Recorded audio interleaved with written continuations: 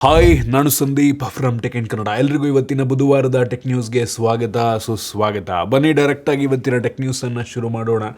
ಇವತ್ತಿನ ಮೊದಲ tech news ಬಂದ್ಬಿಟ್ಟು ಡೆಲ್ಲಿಯಲ್ಲಿ ವಿದ್ಯಾರ್ಥಿಗಳು ಏನು ಪ್ರೊಟೆಸ್ಟ್ ಮಾಡ್ತಾಯಿದ್ರು, ಪೊಲೀಸರು ಸಿಕ್ಕಿದ್ದ ಚಾನ್ಸು ಅಂತ ಹಾಕೊಂಡು ಸರ್ರಿ ಕೊಟ್ಬಿಟ್ಟಿದ್ದಾರೆ. ಮಾನವ ಮರ್ಯಾದೆ ಇಲ್ವಾ ಈ ಸರ್ಕಾರದವ್ರಿಗೆ ಅಂತ ಗೊತ್ತಿಲ್ಲ ನನಗೆ. ಅವ್ರು ಶಾಂತವಾಗಿ ಪ್ರೊಟೆಸ್ಟ್ ಮಾಡ್ತಾಯಿದ್ರು.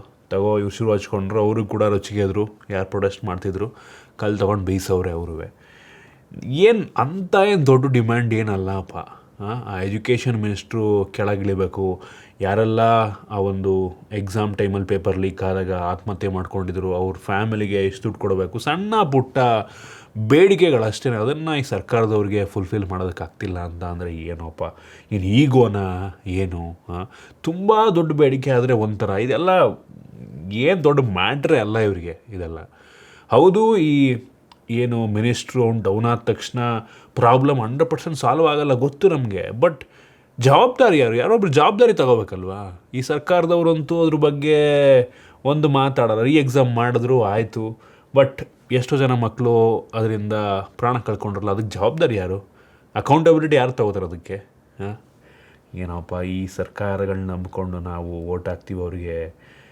ಏನಪ್ಪ ಏನು ನಡೀತಾ ಇದೆ ದೇಶದಲ್ಲಿ ಪ್ರಶ್ನೆ ಮಾಡೋಂಗಿಲ್ಲ ಅಂತ ಅಂದರೆ ಯಪ್ಪ ತುಂಬ ಕಷ್ಟ ಇದೆ ಇವರು. ಇನ್ನು ಆಪೋಸಿಟ್ ಪಕ್ಷದವರು ಸಿಕ್ಕಿದೆ ಚಾನ್ಸು ತಗೊಳ್ಳಿ ಅಂದ್ಬಿಟ್ಟು ಅವರು ಅಂದರೆ ಏನಂದರೆ ಹೆಂಗೆ ಗೊತ್ತಾ, ಎಲ್ಲ ಪಕ್ಷದವರು ಅಷ್ಟೇ. ಅಪೋಸಿಟ್ ಪಕ್ಷದವರು ಈಗ ಈ ಸಿಚುವೇಶನ್ ಅಡ್ವಾಂಟೇಜ್ ತಗೋತಾರೆ. ಅವರು ಮಾಡಿರ್ತಾರೆ, ಅವ್ರು ಇರೋ ಟೈಮಲ್ಲೂ ಕೂಡ ಪೇಪರ್ ಲೀಕ್ ಆಗಿರುತ್ತೆ. ಇದು ಅಡ್ವಾಂಟೇಜ್. ಯಾರೂ ಸರಿ ಇಲ್ಲ ಹೇಳ್ತೀನಿ ಕೇಳಿ. ಈ ರಾಜಕೀಯ ಪಕ್ಷಗಳು ಯಾರೂ ಸರಿ ಇಲ್ಲ, ಏನೂ ಮಾಡೋಕ್ಕಾಗಲ್ಲ. ಇನ್ನು ಮುಂದಿನ ಟೆಕ್ ನ್ಯೂಸ್ ಬಂದ್ಬಿಟ್ಟು ಶಾಮಿ MI ಬ್ರ್ಯಾಂಡ್ ಅವರು ಈ ವರ್ಷ ಅವರ ಸ್ಮಾರ್ಟ್ಫೋನ್ ಮ್ಯಾನುಫ್ಯಾಕ್ಚರಿಂಗ್ ಟಾರ್ಗೆಟನ್ನು ಜಾಸ್ತಿ ಮಾಡ್ಕೋತಾ ಇದ್ದಾನಂತೆ. ಮುಂಚೆ 90 ಮಿಲಿಯನ್ ಅಂದರೆ 9 ಕೋಟಿ ಸ್ಮಾರ್ಟ್ಫೋನ್ಗಳನ್ನು ಸೆಲ್ ಮಾಡೋ ಟಾರ್ಗೆಟ್ ಇತ್ತಂತೆ. ಈಗೇನು 11 ಕೋಟಿಗೆ ಜಾಸ್ತಿ ಮಾಡ್ತಾ ಇದ್ದಾರೆ. ಅವರ ಪ್ರಕಾರ ಈ ವರ್ಷ ಈ ಸ್ಮಾರ್ಟ್ಫೋನ್ಗಳ ಪ್ರೈಸ್ ಸ್ವಲ್ಪ ಸ್ಟೆಬಿಲೈಸ್ ಆಗುತ್ತಂತೆ, ಅಂದರೆ ಸ್ವಲ್ಪ ಕಡಿಮೆ ಆಗೋ ಸಾಧ್ಯತೆ ಇದೆ. ಏನಕ್ಕೆ ಅಂದರೆ ಅವ್ರ ಪ್ರಕಾರ ಆಗುತ್ತೆ ಅಲ್ವೋ ಗೊತ್ತಿಲ್ಲ. ಈ ಡಿಮ್ಯಾಂಡೆಲ್ಲ ಸ್ವಲ್ಪ ಕಡಿಮೆ ಆಗ್ಬೋದು, ರ್ಯಾಮು ಚಿಪ್ದೆಲ್ಲ ಪ್ರೈಸ್ ಕಡಿಮೆ ಆಗ್ಬೋದು. ಆಗೇನಾಗುತ್ತೆ, ಈಗ ಕೆಲವು ತಿಂಗಳಿಂದ ತುಂಬ ಜನ ಸ್ಮಾರ್ಟ್ಫೋನ್ನ ಪರ್ಚೇಸ್ ಮಾಡಿಲ್ಲ, ಪ್ರೈಸ್ ಜಾಸ್ತಿ ಆಗಿರೋದ್ರಿಂದ. ಎಲ್ಲರೂ ವೆಯ್ಟ್ ಮಾಡ್ತಾ ಇದ್ದಾರೆ. ಒಂದೇ ಸಲ ಪ್ರೈಸ್ ಡೌನ್ ಆಯಿತು ಅಂದರೆ ತುಂಬ ಜನ ಒಂದೇ ಸಲ ಫೋನ್ನ ಪರ್ಚೇಸ್ ಮಾಡೋ ಸಾಧ್ಯತೆ ಇರುತ್ತೆ. ಇದಕ್ಕೆ ಅವ್ರದ್ದು ಮ್ಯಾನುಫ್ಯಾಕ್ಚರಿಂಗ್ ಟಾರ್ಗೆಟನ್ನು ಜಾಸ್ತಿ ಇವ್ರು ಹೇಳ್ದಂಗೆ ಕಡಿಮೆ ಆಗಿಬಿಟ್ರೆ ಸಾಕಪ್ಪ, ನಮಗೂ ಒಂಥರ ಖುಷಿ, ಜನಗಳಿಗೂ ಒಂದು ಸಮಾಧಾನಪ್ಪ, ಫೈನಲಿ ಪ್ರೈಸ್ ಕಡಿಮೆ ಆಯಿತು ಅಂತ. ಅದು ಯಾವ ಕಾಲಕ್ಕಾಗುತ್ತೋ ಗೊತ್ತಿಲ್ಲ. ಇನ್ನು ಮುಂದಿನ ಟೆಕ್ ನ್ಯೂಸ್ ಬಂದ್ಬಿಟ್ಟು, ನಮ್ಮ ದೇಶದಲ್ಲಿ ಮೊದಲ ಬಾರಿಗೆ ನಮ್ಮ ದೇಶದ್ದೇ ಒಂದು ಕಂಪನಿ ಫ್ಲೈಯಿಂಗ್ ಎಲೆಕ್ಟ್ರಿಕ್ ಟ್ಯಾಕ್ಸಿಯನ್ನು ಶುರು ಮಾಡ್ತಾ ಇದ್ದಾರೆ. ಡ್ರೋನ್ ರೀತಿ ಇರುವಂಥ ಒಂದು ಟ್ಯಾಕ್ಸಿ ಆಯಿತಾ. 2027ನೇ ಇಸ್ವಿ ಅಷ್ಟರಲ್ಲಿ ಆ್ಯಂಬುಲೆನ್ಸ್ ಮೋಸ್ಟ್ಲಿ 2028ನೇ ಇಸ್ವಿ, ಕಮರ್ಷಿಯಲ್ ಟ್ಯಾಕ್ಸಿಯನ್ನು 2027ನೇ ಇಸ್ವಿ ಮುಂದಿನ ವರ್ಷದಿಂದನೇ ಶುರು ಮಾಡ್ತಾರಂತೆ. ಎಲ್ಲ ಚೆನ್ನಾಗಿ ಟೆಸ್ಟೆಲ್ಲ ಆಯಿತು ಅಂದರೆ ಆಲ್ರೆಡಿ ಸುಮಾರು 10,000 ಕಿಲೋಮೀಟ್ರಿಗಿಂತ ಜಾಸ್ತಿ ಟೆಸ್ಟಿಂಗನ್ನು ಮಾಡಿದ್ದಾರಂತೆ. ಲೈಸೆನ್ಸಿಂಗ್ ಎಲ್ಲ ತಗೊಂಡು ಮೋಸ್ಟ್ಲಿ ಶುರು ಮಾಡ್ಬೋದು. ನಾವು ಬೆಂಗಳೂರಿನಲ್ಲೇ ಫಸ್ಟು ಶುರು ಮಾಡ್ಬೋದು. ಇದು ಒಂದು ಚಾರ್ಜಿಗೆ 110 ಕಿಲೋಮೀಟ್ರ್ ಟ್ರಾವೆಲ್ ಮಾಡುತ್ತಂತೆ. ನಾಟ್ ಬ್ಯಾಡ್ ಆಯಿತಾ. ಏರ್ಪೋರ್ಟಿಂದ ಸಿಟಿ ಸೆಂಟ್ರು ಈ ಥರ ಎಲ್ಲ ಸರ್ವಿಸನ್ನು ಕೊಡ್ಬೋದು. ಪ್ರೈಸ್ ಮೋಸ್ಟ್ಲಿ ತುಂಬ ಏನು ಜಾಸ್ತಿ ಇರೋದಿಲ್ಲ. ತುಂಬ ದೊಡ್ಡ ಫ್ಲೈಯಿಂಗ್ ಟ್ಯಾಕ್ಸಿ ಏನಲ್ಲ ಇದು. ಇದರಲ್ಲಿ ಬರೀ 3 ಜನ ಕೂರ್ಬೋದು. ಅದರಲ್ಲಿ ಒಬ್ಬರು ಪೈಲಟನ್ನು ಬಿಟ್ಟರೆ ಇನ್ನು 2 ಕೂರ್ಬೋದು ಅಷ್ಟೇ. ಸೊ ಆ್ಯಂಬುಲೆನ್ಸ್ ಸರ್ವಿಸಸ್ಸಿಗೆಲ್ಲ ನನಗೆ ಅನ್ನಿಸ್ತಂಗೆ ಹೆವಿ ಯೂಸ್ ಆಗ್ಬೋದು. ಎಮರ್ಜೆನ್ಸಿ ಏನೋ ಒಂದು ಮೆಡಿಸಿನ್ನು ಅಥವಾ ಒಬ್ಬರನ್ನ ಒಂದು ಜಾಗದಿಂದ ಇನ್ನೊಂದು ಜಾಗ ತೊಗೊಂಡೋಗೋದಕ್ಕೋ ತುಂಬ ಯೂಸ್ ಆಗ್ಬೋದು. ಬರೀ 110 ಕಿಲೋಮೀಟ್ರ್ ಅಂತ ಅನ್ನಿಸ್ಬೋದು. ಬಟ್ ಮಧ್ಯದಲ್ಲಿ ಕೆಲವೊಂದು ಸ್ಟೇಷನ್ಗಳನ್ನ ಅವ್ರು ಮಾಡಿಕೊಂಡ್ರೆ ಕೆಳಗೆ ಇಳಿದ್ಬಿಟ್ಟು ಬ್ಯಾಟ್ರಿಯನ್ನು ಪಟ್ಟಂತ ಸ್ವಿಚ್ ಮಾಡಿಕೊಂಡು ಹೋಗೋ ಥರನೂ ಕೂಡ ಆಗ್ಬೋದು. ಬ್ಯಾಟ್ರಿ ಸ್ವಾಪನ್ನು ತುಂಬ ಈಸಿಯಾಗಿ ಮಾಡಿಬಿಡ್ಬೋದು ಆಯಿತಾ.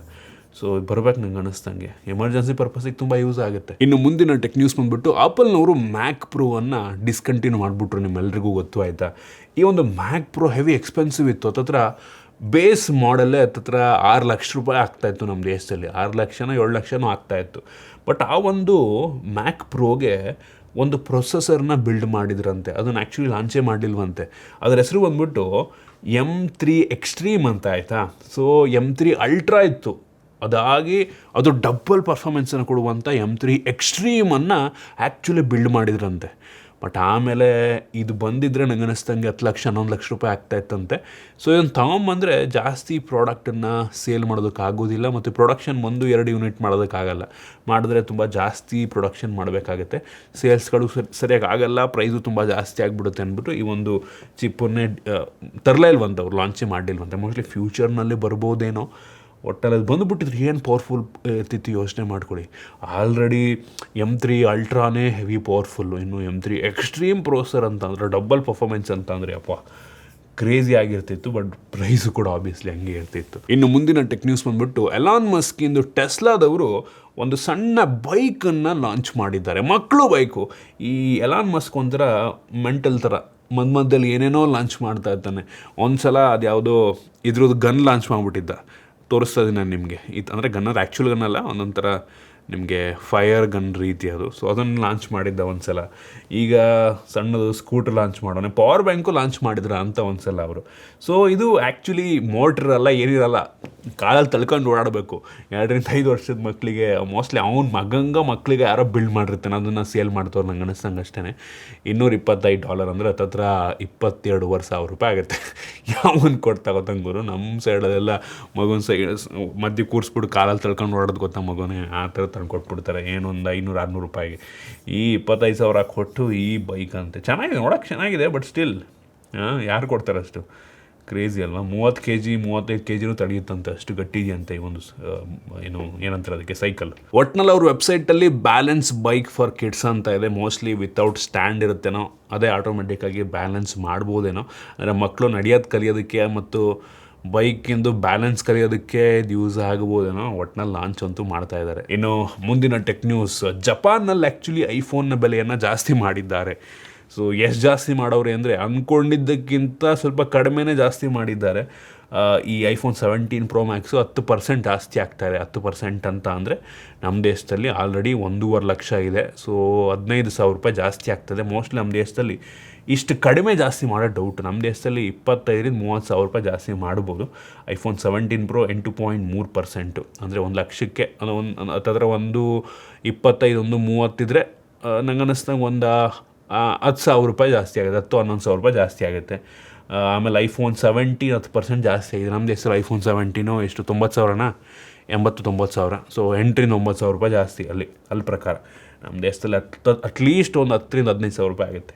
ಐಫೋನ್ 16 ಅದು ಕೂಡ ಹತ್ತತ್ರ 8-9% ಆಗಿದೆ. ಎಲ್ಲರೂ ಜಾಸ್ತಿ ಆಗಿದೆ. ನಮ್ಮ ದೇಶದಲ್ಲೂ ಕೂಡ ಆಗುತ್ತೆ, ಸದ್ಯದಲ್ಲೇ ಆಗುತ್ತೆ. ತಗೊಳ್ಳೋರಿದ್ದರೆ ಆದಷ್ಟು ಬೇಗ ಈ ಆಫರ್ ಟೈಮಲ್ಲಿ ತಗೊಂಬಿಡಿ. ನೆಕ್ಸ್ಟು ರಿಪಬ್ಲಿಕ್ ಡೇ ಸೇಲ್ ಬೇರೆ ಬರ್ತಾ ಇದೆ, ಅಲ್ಲೂ ಕೂಡ ನಿಮ್ಗೆ ಒಳ್ಳೆ ಡಿಸ್ಕೌಂಟ್ ಸಿಗ್ಬೋದು. ವಿಡಿಯೋ ಮಾಡ್ತೀನಿ ಅದ್ರ ಬಗ್ಗೆ, ಆ ಟೈಮಲ್ಲಿ ತಗೊಂಬಿಡಿ ಆಯಿತಾ. ಇನ್ನು ಮುಂದಿನ ಟೆಕ್ ನ್ಯೂಸ್ ಬಂದುಬಿಟ್ಟು ಟೆಸ್ಲಾದವರು ಕಳೆದ 1 ವರ್ಷದಲ್ಲಿ ಕೇವಲ 486 ಕಾರ್ಗಳನ್ನು ಮಾತ್ರ ಸೇಲ್ ಮಾಡಿದ್ದಾರಂತೆ. ಬರೀ 486. ಇದೇ ಟೈಮಲ್ಲಿ BMW ಹತ್ತತ್ರ 17,000 ಪ್ಲಸ್ ಕಾರ್ಗಳನ್ನು, ಬೆನ್ಸ್ ಅವರು 19,000 ಪ್ಲಸ್ ಕಾರ್ಗಳನ್ನು ಸೇಲ್ ಮಾಡಿದ್ದಾರೆ.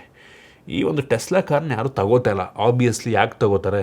ಅಮೆರಿಕಾದಲ್ಲಿ ಅವರು ಈ ಮಾಡೆಲ್ Y ಕಾರನ್ನು 25 ಲಕ್ಷಕ್ಕೆ ಸೇಲ್ ಮಾಡಿದ್ರೆ, ನಮ್ಮ ದೇಶದಲ್ಲಿ ಅದೇ ಕಾರು 50 ಲಕ್ಷ ಇದೆ, ಡಬಲ್ ಪ್ರೈಸ್ ಇದೆ. ಜೊತೆಗೆ ಇವರು ಚೈನಾದಿಂದ ಇಂಪೋರ್ಟ್ ಮಾಡಿಕೊಂಡು ಕಾರ್ನ ಇಲ್ಲಿ ಸೇಲ್ ಮಾಡ್ತಾ ಇದ್ದಾರೆ. ಇಂಪೋರ್ಟ್ ಡ್ಯೂಟಿ ಕೂಡ ತುಂಬ ಜಾಸ್ತಿ ಇರುತ್ತೆ. ಇಲ್ಲೇ ಮ್ಯಾನುಫ್ಯಾಕ್ಚರ್ ಮಾಡೋ ಸ್ವಲ್ಪ ಕಷ್ಟನೇ. ಈ ಸೇಲ್ಸ್ ಇಟ್ಕೊಂಡು ಟೆಸ್ಲಾದವರು ನಮ್ಮ ದೇಶದಲ್ಲಿ ಕಾರ್ನ ಮ್ಯಾನುಫ್ಯಾಕ್ಚರ್ ಮಾಡ್ತಾ ಇರೋದು ಏವರಾಣೆ ಇಲ್ಲ. ಇವರು ಕಾರ್ನ ಜಾಸ್ತಿ ಸೇಲ್ ಮಾಡಬೇಕು ಅಂದರೆ ಅಟ್ಲೀಸ್ಟ್ ಒಂದು 25 ಲಕ್ಷದ ರೇಂಜಿಗೆ ಬಂತು ಅಂದರೆ ಕಾರ್ನ ಜನ ತೊಗೋತಾರೆ ಆಯಿತಾ. ಇಲ್ಲ ಅಂದರೆ ಲಕ್ಸುರಿ ಕಾರ್ BMW ಬೆನ್ಸ್ಗೆ ಹೋಗ್ತಾರೆ. ಏನಕ್ಕೆ ಈ ಟೆಸ್ಲಾ ತಗೋತಾರೆ? ನನ್ನ ಪ್ರಕಾರ ಅದು ಕೂಡ ಎಲೆಕ್ಟ್ರಿಕ್ ಕಾರ್ಗೆ ಯಾಕೆ ಗುರು ಅಷ್ಟೊಂದು ಕೊಡ್ತಾರೆ ನಂಗೆ ಅನ್ನಿಸ್ದಂಗೆ. ಅಟ್ಲೀಸ್ಟ್ ಅವ್ರು ಬರಬೇಕು, ಒಂದು 20-25 ರೇಂಜಿಗೆ ಬಂತು ಅಂದರೆ ನೋಡಿ ಸೇಲ್ಸ್ಗೆ ಒಳ್ಳೆ ಆಗುತ್ತೆ. ಟೆಸ್ಲಾಗೆ ಹೌದು ಬ್ರ್ಯಾಂಡ್ ವ್ಯಾಲ್ಯೂ ಇದೆ, ಬ್ರ್ಯಾಂಡ್ ನೇಮ್ ಇದೆ, ಎಲ್ಲ ಇದೆ, ಬಟ್ ಸೇಲ್ಸ್ ಆಗ್ತಿಲ್ಲ ಅಂದ್ರೆ ಏನು ಉಪಯೋಗ? ತುಂಬ ಕಷ್ಟ ಇದೆ. ಇನ್ನು ಮುಂದಿನ ಟೆಕ್ ನ್ಯೂಸ್ ಬಂದುಬಿಟ್ಟು ಫೈನಲಿ ಗೂಗಲ್ನವರು ಅವ್ರದ್ದು ಫಿಟ್ಬಿಟ್ ಇಯರ್ನ ನಮ್ಮ ದೇಶದಲ್ಲಿ ಕೆಲವು ದಿನಗಳಲ್ಲಿ ಲಾಂಚ್ ಮಾಡ್ಬೋದು. ಅಮೆಝಾನ್ದು ಪೇಜ್ ಅಫಿಷಿಯಲಿ ಬಂದಿದೆ, ಹೊರಗೆ ಬಂದಿದೆ ಅಮೆಝಾನಲ್ಲಿ. ಬಟ್ ಇನ್ನೂ ಲಾಂಚ್ ಅಂತೂ ಆಗಿಲ್ಲ. ಯಾವಾಗ ಲಾಂಚ್ ಮಾಡ್ತಾರೋ ಗೊತ್ತಿಲ್ಲ. ಅಮೆಝಾನ್ ಪೇಜ್ ನಾನು ನಿಮಗೆ ತೋರಿಸ್ತಾ ಇದ್ದೀನಿ. ಪ್ರೈಸು ಗೊತ್ತಿಲ್ಲ, ನಂಗೆ ಅನ್ನಿಸ್ದಂಗೆ ಒಂದು 10,000 ಇಟ್ಟರೆ ಸಾಕಪ್ಪ. 10,000 ಮೇಲೆ ಇಡಬಾರ್ದು. 10,000 ಇಟ್ಬಿಟ್ರೆ ನಂಗೆ ಅನ್ನಿಸ್ದಂಗೆ ಒಳ್ಳೆ ಪ್ರೈಸ್ ಆಗುತ್ತೆ. ಹೇಳೋಕ್ಕಾಗಲ್ಲ, ಜಾಸ್ತಿಗೆ ಸೇಲ್ ಮಾಡಿದ್ರು ಮಾಡ್ಬೋದು ಏನೋ. ನೋಡಬೇಕು. ಇನ್ನು ಮುಂದಿನ ಮತ್ತು ಕೊನೆಯ ಟೆಕ್ ನ್ಯೂಸ್ ಬಂದ್ಬಿಟ್ಟು ರೆಡ್ಮಿನವರು ಇದೇ ಆಗಸ್ಟ್ 6ನೇ ತಾರೀಕು ರೆಡ್ಮಿ ನೋಟ್ 17ನ ಲಾಂಚ್ ಮಾಡ್ತಾ ಇದ್ದಾರೆ. ಬರೀ ಒಂದೇ ಒಂದು ಫೋನ್ ಲಾಂಚ್ ಆಗ್ಬೋದು. ಮುಂಚೆ ಎಲ್ಲ ಒಂದೇ ಸಲ ರೆಡ್ಮಿ ನೋಟ್ 17 ಸೀರೀಸ್ ಕಂಪ್ಲೀಟಾಗಿ ಲಾಂಚ್ ಮಾಡಿಬಿಡೋರು. Redmi note 17, 17 Pro, 17 Pro Plus ಅಂತ. ಈಗ ಪರಿಸ್ಥಿತಿ ಆ ರೀತಿ ಇಲ್ಲ. ಈ ರೆಡ್ಮಿ ಬ್ರ್ಯಾಂಡ್ ನೇಮೇ ಒಂದು ರೀತಿ ಕಡಿಮೆ ಆದಂಗೆ ಅನ್ನಿಸ್ತಿಲ್ವ ಎಲ್ಲೂ ಕೂಡ. ನಾನಂತೂ ಇತ್ತೀಚೆಗೆ ರೆಡ್ಮಿ ಅವ್ರದ್ದು ಯಾವ ಫೋನ್ನು ಸಜೆಸ್ಟ್ ಮಾಡಲ್ಲ. ಪೋಕೋ ಮಾಡ್ತೀನಿ, ಬಟ್ ರೆಡ್ಮಿ ಫೋನ್ ಸಜೆಸ್ಟ್ ಮಾಡೋದೇ ಕಡಿಮೆ ಆಯಿತಾ. ಎಲ್ಲೂ ಅಂಥ ಒಳ್ಳೆ ವ್ಯಾಲ್ಯೂ ಫಾರ್ ಮನಿ ಫೋನ್ ಅವ್ರದ್ದು ಬರ್ತಾನೆ ಇಲ್ಲ. ಮುಂಚೆ ಒಂದು ಟೈಮಲ್ಲಿ ಏನು ಗುರು ಎಲ್ಲ ನಾವು ರೆಡ್ಮಿ ತಗೊಂಬಿಡಿ ಅಂತ ಅಂತಿದ್ವು, ಬಟ್ ಈಗ ಆ ಥರ ಪರಿಸ್ಥಿತಿ ಇಲ್ಲ. ಅವ್ರದ್ದು ಯಾವುದೋ ಒಳ್ಳೆ ಫೋನ್ಗಳೇ ಇಲ್ಲ ಅನ್ಸುತ್ತೆ ನಂಗೆ ಅನ್ನಿಸ್ದಂಗೆ. ರೆಡ್ಮಿದು ಹೌದು ಟರ್ಬೋ ಎಲ್ಲ ಇದೆ ಕೆಲವೊಂದು, ಬಿಟ್ಟರೆ ಈ ನೋಟ್ ಸೀರೀಸ್ ಒಂದು ತಗೊಳ್ಳಿ ಅಂತ ಸಜೆಸ್ಟ್ ಮಾಡೋದೇ ಕಷ್ಟ ಹಂಗಿದೆ. ಸೊ ಈ ಫೋನ್ ಒಟ್ಟಿಗೆ ಬರ್ತಾಯಿದೆ, ನೋಡ್ಬೇಕು ಎಷ್ಟು ಲಾಂಚ್ ಮಾಡ್ತಾರೆ ಅಂತ. ಕಡಿಮೆಗಂತೂ ದೇವರಾಣೆ ಲಾಂಚ್ ಮಾಡಲ್ಲ. ಒಂದು 30,000 ರೂಪಾಯಿಗೆ ಲಾಂಚ್ ಮಾಡಿದ್ರು ನಾವು ಆಶ್ಚರ್ಯ ಪಡಬೇಕಾಗಿಲ್ಲ. ರೆಡ್ಮಿ ನೋಟ್ 17 ಒಂದು ಟೈಮ್ ರೆಡ್ಮಿ ನೋಟ್ಸ್ ಅಂದರೆ ಈ ಮೇನ್ ಈ ನಂಬರ್ ಸೀರೀಸು ನೋಟಲ್ಲಿ 10,000 ರೂಪಾಯಿ ಇರ್ತಿತ್ತು ಗುರು. 10,000 ರೂಪಾಯಿ ನಾಸಂಗೆ ಮಿನಿಮಮ್ 22, 23, 25, 30 ಕೋರ್ ಆಶ್ಚರ್ಯ ಪಡಬೇಕಾಗಿಲ್ಲ. ಈ ಫೋನಲ್ಲಿ 8,000 mAh ಕೆಪಾಸಿಟಿ ಬ್ಯಾಟ್ರಿ ಅಂತೆ, OLED ಡಿಸ್ಪ್ಲೇ ಇರುತ್ತಂತೆ, 50 MP ಕ್ಯಾಮ್ರಾ ಅಂತೆ, 8 MP ಸೆಲ್ಫಿ ಅಂತೆ. ಈ ಎಲ್ಲ ಫೀಚರ್ನ ಕೊಟ್ಬಿಟ್ಟು ಅವರು ಕಡಿಮೆಗೆ ಲಾಂಚ್ ಮಾಡ್ತಾರೆ. ನೋಡೋಣ ಎಷ್ಟು ಲಾಂಚ್ ಮಾಡ್ತಾರೆ ಅಂತ. ಇದಿಷ್ಟು ಇವತ್ತಿನ ಟೆಕ್ ನ್ಯೂಸ್. ಐ ಹೋಪ್ ನಿಮಗೆ ಇವತ್ತಿನ ಟೆಕ್ ನ್ಯೂಸಲ್ಲಿ ಕೆಲವೊಂದು ಹೊಸ ವಿಷಯ ತಿಳೋಕ್ಕೆ ಸಿಕ್ಕಿದೆ ಅಂತ ಅನ್ಕೋತೀನಿ. ಇಷ್ಟ ಆಗಿದ್ರೆ ಲೈಕ್ ಮಾಡಿ, ಶೇರ್ ಮಾಡಿದ ರೀತಿ ನಮ್ಮ ಬೇರೆ ಬೇರೆ ವಿಡಿಯೋಗಳಿಗೆ ನಮ್ಮ tech in Kannada YouTube channel subscribe ಮಾಡ್ಕೊಂಡಿಲ್ಲ ಅಂದರೆ ಇಲ್ಲೇ ಸಬ್ಸ್ಕ್ರೈಬ್ ಮಾಡ್ಕೊಳ್ಳಿ ಮತ್ತು ಬೆಲ್ ಐಕನ್ ಕೂಡ ಕ್ಲಿಕ್ ಮಾಡ್ಬೋದು. ಸಿಗೋಣ ಮತ್ತೆ ಮುಂದಿನ ವಿಡಿಯೋದಲ್ಲಿ.